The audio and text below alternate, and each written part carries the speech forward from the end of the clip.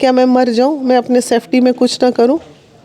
मर जाना चाहिए था मुझे। 6 महीने से मैं बर्बाद हो रही हूँ। 6 महीने से मैंने मारा एक थप्पड़ उसको खींच कर। ये लोग वो सब फोटो वायरल करके मुझे बर्बाद करने की कोशिश कर रहे हैं। बेटियों को न्याय दिलाती हूँ मैं, और मेरे ही ऊपर लोग इतना बड़ा अपराध करें, ब्लैकमेल करें। ये पॉसिबिलिटी है क्या कि जेब में 25,000 रुपये रखी और इन लोगों को ली, टीम को, कि चलो उसको दे के पहले वीडियो डिलीट कराते हैं। पैसा लेके अब गई थी डिलीट करवाने? अरे भाई, जिसके ऊपर बीतती है ना वही जाता है। इज्जत, कल मैं यही ड्रेस पहनी हुई थी, आप लोग वीडियो में देखिएगा, और वैसे ही जेब में ये 25 पैसा ये ले अभी तक रखी वैसे ही है। रात से ऐसे ही पड़ा हुआ है। मैं रात से होश में, मैं 2 बजे रात को थाने से आई हूँ। अभी हम एक अस्पताल के निजी आईसीयू वार्ड में हैं और यहाँ पे आप देख सकते हैं कि हमारे साथ महिला विकास मंच के जानी मानी चेहरा मानी जाने वाली वीना मानवी जी बेड पे लेटी हैं और इनके साथ बहुत कुछ हुआ है, ऐसा आरोप है।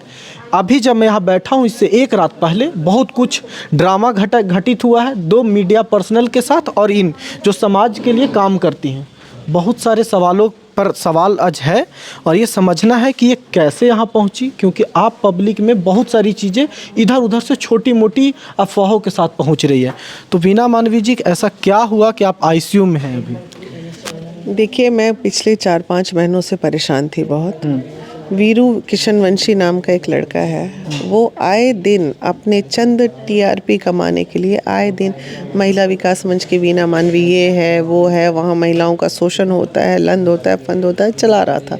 ठीक है, चूँकि मैं सोशल मीडिया फेस हूँ, तुम आरोप प्रत्यारोप चलते रहेंगे उसके लिए, लेकिन जब इन चीज़ों से भी उनका मन नहीं भरा तो उसे पता चल गया था कि 18 फरवरी मेरी बेटी की शादी है। तो इन लोगों ने एक षड्यंत्र रचा कुछ लोगों के साथ मिलके कि इनकी बेटी की शादी किसी तरह कैंसिल करा देनी है। और एक वीडियो बनाया उसने कि मेरी बेटी का बॉयफ्रेंड ऐसा फलाना ढिमकाना, मतलब बना रहा है, कोई उसके पास सबूत है नहीं बेटी से रिलेटेड।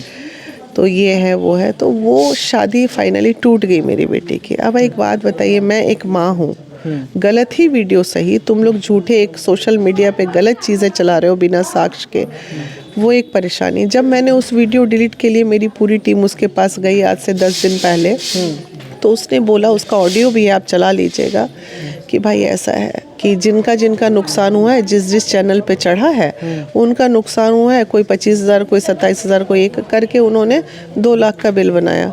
2 लाख का बनाया तो उसके बाद लगभग वही 70-75 हज़ार में डील फाइनल किए कि चलो डिलीट कर दो। लेकिन ये तो ब्लैकमेलिंग हुआ ना। वो सब बात देखिए, एक माँ हो ना, अब तो मैंने बोला ठीक है पहले वीडियो डिलीट कराओ। फिर कल शाम को इसने क्या किया, एक वीडियो चढ़ाया मेरी निजी जीवन का, जिसमें मैं एक पार्टी में डांस कर रही हूँ और मैं अपने घर में दिल्ली वाले फ्लैट में बैठ के मैं अपना पार्टी हो रही है वो कर रही हूँ। अब मेरी पार्टी का फ़ोटो, मेरा निजी जीवन, इन सभी चीज़ों को लेके वो लोग अगर ब्लैकमेल करने लगे तो ये बर्दाश्त के काबिल नहीं है ना। दुनिया की बेटियों को न्याय दिलाती हूँ मैं, और मेरे ही ऊपर लोग इतना बड़ा अपराध करें, ब्लैकमेल करें, ये पॉसिबिलिटी है।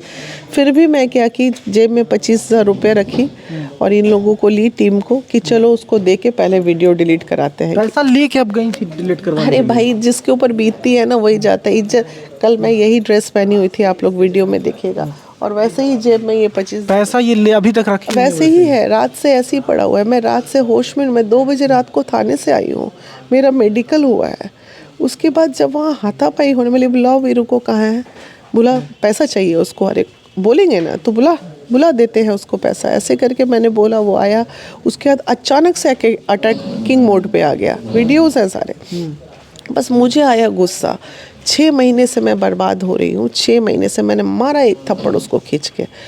उतना करके मैं निकलने लगी वहाँ से, तब तक उसकी जो गर्लफ्रेंड है ये खुशबू, दोनों हाथ में रॉड लेके और हेलमेट पहन के अंदर घुस गई। मेरी सारी टीम मेंबर्स थी, पीछे से वो ऐसे अटैक करने मेरे माथे पे गई, तब तक मेरे बेटे ने उस रॉड को पकड़ लिया। इसका भी वीडियो मैं भी आपको देती हूँ। पकड़ लिया और वो रॉड छीना उसके हाथ से, पूरा उसका हाथ कट गया यहाँ से यहाँ तक। तब तक वीरू के 2 गाड़ी लोड आदमी आए थे, गाड़ी नंबर मैंने थाने में लिखा है, वो लोग पीछे से थे, वो मेरे बेटे को मारने लगे। फिर हाथापाई चालू हो गई दोनों टीम में। हाँ, तब तक महिलाएं लोग भी वीरू को पीटना चालू कर दी। जो टीम मेंबर मेरी गई थी वो मारने। आपके साथ जो महिलाएं गई थी उन पे आरोप है कि उनका ऑफिस तोड़फोड़ की है बहुत ज़्यादा। अरे भाई, एक बात सुनो, अगर हमको ऑफिस तोड़फोड़ ही करना रहता तो ये तो आरोप प्रत्यारोप है ना। जब तुम पिटाओगे तो तुम्हारे पास तो जाके रूम में बंद हो गया। 2 गाड़ी व्यक्ति आए थे, नंबर नोट किए हैं, और वो लोग क्या किए, पहले उसका सामान लेके भागे, लैपटॉप वॉपटॉप जो होता है ना ऑफिस में लेके निकला। तो जैसे ही लैपटॉप वॉपटॉप लेके निकल गया वहाँ से, तब तक बाहर का जो प्लास्टिक का एक टेबल था, तो प्लास्टिक का टेबल जब उसने मेरे को ऐसे बाल पकड़ के घसीटा और थप्पड़ मारा, तो मेरी एक मेंबर वही प्लास्टिक का टेबल उठा के उसको मारने दौड़ी कि छोड़ मैडम को, छोड़ो, आवाज़ आएगी आपको उसमें, मैडम को बचाओ, दीदी को बचाओ, दीदी को बचाओ। तो क्या मैं मर जाऊँ? मैं अपने सेफ्टी में कुछ ना करूँ? मर जाना चाहिए था मुझे, या तो मैं आत्महत्या कर लूँ या क्या कर लूँ, सुसाइड कर लूँ। नहीं ये सब क्यों करना है, कानून है। आप लड़ूंगी ना भाई, लड़ूंगी ना। तुम मुझे मारोगे, हम तुमको छोड़ देंगे। हम तो तुरंत कानून का सहारा लेने पहुंचे। FIR दर्ज हुआ थाने में, सब चीज़ हुआ। तबीयत इतनी ख़राब, रात से एंजाइटी अटैक आ रहा है, BP मेरा एकदम लो हो गया है, सारा चीज़ हो गया। तो पहले मैं अपनी जान बचाऊं। अरे तंदुरुस्त रहेंगे तभी ना लड़ेंगे। लड़ाई तो अब कानूनी प्रक्रिया में चली गई है। कानून पे हमको भरोसा है, और जितने साक्ष्य हैं, जितनी चीज़ें हैं, वो थोड़ी डिनाई कर देगा इन चीज़ों से। सवाल है वीना मानवी जी कि आपके निजी फोटोज़ या जो भी है, जो भी आप, हर आदमी पार्टी करता है, हर आदमी अपने पर्सनल लेवल पे कैसे पहुंचे, कहानियाँ हैं कैसे वो तो निजी जीवन, जो फोटो, 2 फोटो जो वो निजी जीवन के चला रहे हैं, वो फोटो अरुणिमा जी और फाइमा जी, मेरी 2 मेंबर हैं। ये दोनों मेंबर को अभी किसी कारणवश तत्कालीन व्यवस्था से हटाया गया था।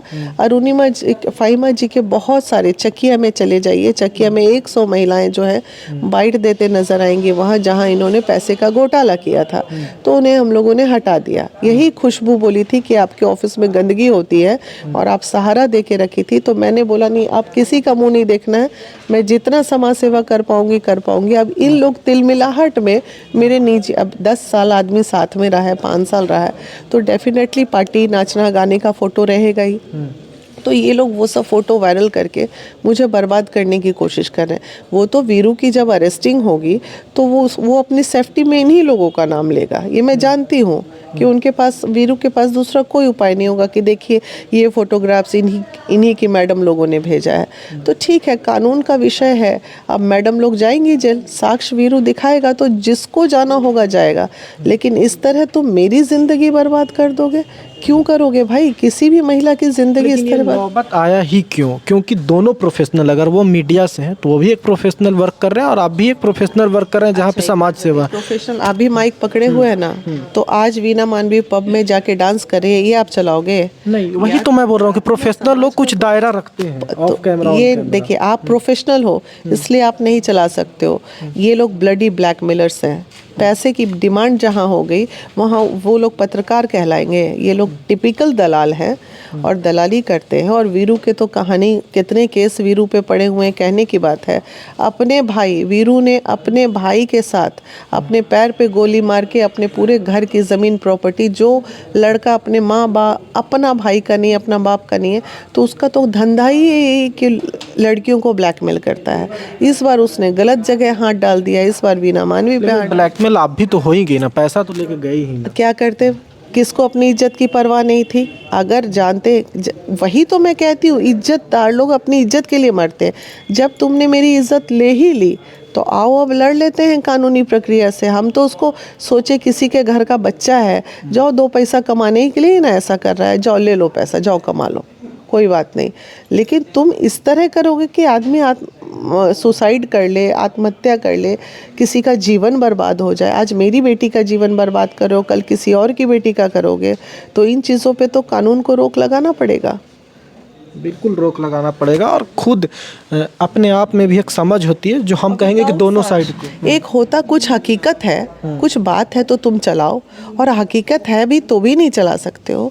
और विदाउट साक्ष्य सिर्फ TRP के लिए इतना गंदा खेल कौन खेलता है भाई? हद हो गई है। तो अभी आपको, मतलब रात को आप इंजरी बनवाई थी वहाँ पे, अभी क्यों भागी यहाँ पे? देखिए, सरकारी हॉस्पिटल में तो इंजरी कैसे बनती है आप लोग को पता ही है। लेकिन जो अंदरूनी चोटें हैं मेरे गर्दन में, पूरा यहाँ पे बाल जो खींचा वो, और प्लस थप्पड़ की, और प्लस ये सब चीज़ें से एंजाइटी अटैक तो होता है ना महिलाओं को, तो ये BP वगैरह मेरा काफ़ी लो हो गया था। सुबह से 2-3 वोमिटिंग हुई थी, तो तुरंत मैं सोची कि पहले अपने आप को रिकवर करा लूँ, उसके बाद फिर मैं लड़ाई लड़ लूँगी। चलिए, आई होप कि आप अपना ध्यान रखेंगे और हर चीज़ का एक कानूनी प्रक्रिया है। और मैं सच बताऊं तो इन मुद्दे पे मैं पहले बात नहीं करना चाहता था, बहुत पहले से चल रहा है ये ड्रामा सोशल मीडिया पे, फिर मैं बच रहा था क्योंकि तब तक लग रहा था कि चलिए कोई सवाल उठा रहा है, कोई जवाब देने में सक्षम है। लेकिन जब ये पर्सनल हो गया तो एक गंदा बन गया, दोनों तरफ से हुआ। अब हम उनसे भी समझेंगे, ऐसा नहीं है कि हम यहाँ बैठे हैं तो हम इनसे ही समझ रहे हैं, उनसे भी समझेंगे कि आखिर ये नौबत आन पड़ी क्यों किसी को किसी के पर्सनल फोटोज़ वायरल कराने की नौबत पड़ी, क्यों किसी को पैसे देने की नौबत पड़ने लगी। ये सच्चाई तो लाना होगा ना भाई। वे प्रोफेशनल लोग, एक आम आदमी जो घर बैठ के देख रहा है दोनों लोगों को कि आप सच खबर दिखा रहे हैं और एक को दिखा रहा है कि आप समाज सेवा कर रहे हैं, अब दोनों इस तरह से पर्सनल स्पेस में लड़ रहे हैं, तो ये तो बहुत गड़बड़ बात है। सच्चाई बहुत ज़रूरी है और आई होप कि समझदारी से आप भी काम लेंगे, अफवाह ज़्यादा ना फैलाए, किसी की पर्सनल लाइफ तबाह नहीं होनी चाहिए खबरों के चक्कर में। बाकी आप सवालों का जवाब ज़रूर दीजिएगा, कमेंट करके बताइएगा अपनी राय, हम अगला पक्ष भी ज़रूर रखने की कोशिश करेंगे। नमस्कार।